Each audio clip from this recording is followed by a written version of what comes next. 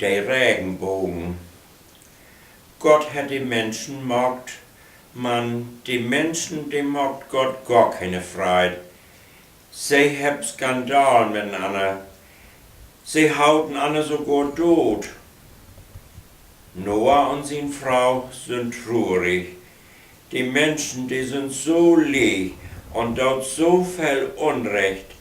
Jeder ein denkt bloß an sich selber. Gott sagt zu Noah, du bist ein feiner Kerl, du magst mich freut. Geh bi und bau ein großes Schiff, ein großen Kassen und Holz, für die Frau und die 3 Jungs. Ob die Deiten schött in düsse Arche einen Platz finden. Und Noah, der geht bi und baut die Arche. Seine Jungs, die helpt ihm. Die Lü sagt, ist Noah denn mal worden, hier kann doch kein Schiff schwimmen, hier gibt es doch gar kein Wasser. Nu ist die Arche klar, dat fangt an zu regen, dat regnet Hund und Katten, dat regnet und holt gar nicht mehr ab. Dat war es die jümmes Höge, die große Flaut, die kommt. Gott sagt zu Noah, geh rein in die Arche, zu hoben mit din Familie. Nimm jümmes 2 von all die Deiten mit rein. Jümme ein männliches und ein weibliches. Ich will nicht, dass das heile Leben untergeht. Alle Deiten kommt nu bei Noah an. Noah lädt schon alle rein in die Arche. Auch seine Frau geht rein in die Arche und seine 3 Jungs mit ihre Frauenslü. Als sie alle binnen sind, macht Gott die Tür dicht. Wat nu?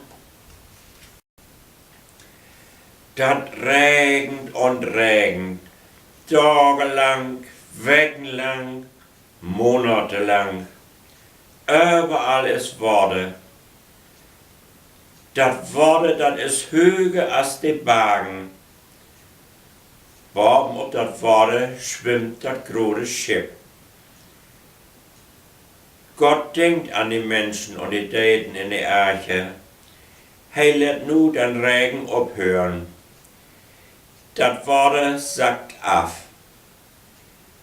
Nach 10 Monate süd Noah wolle die Spitzen von den Bergen. Die Arche, die kommt ob'n hohen Berg zu sitten. Noah, die lässt ne Duf fliegen. Man, die Duf, die kommt wolle zurück. Sie kann noch kein Tag blieben, überall ist noch Wasser. Noah versucht das noch einmal, eine Weg lädt. Zum 2. Mal lässt er die Duf fliegen. Wolle kommt sie zurück.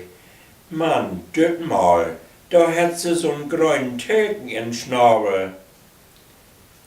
Nochmal täuft Noah 7 Tag ab.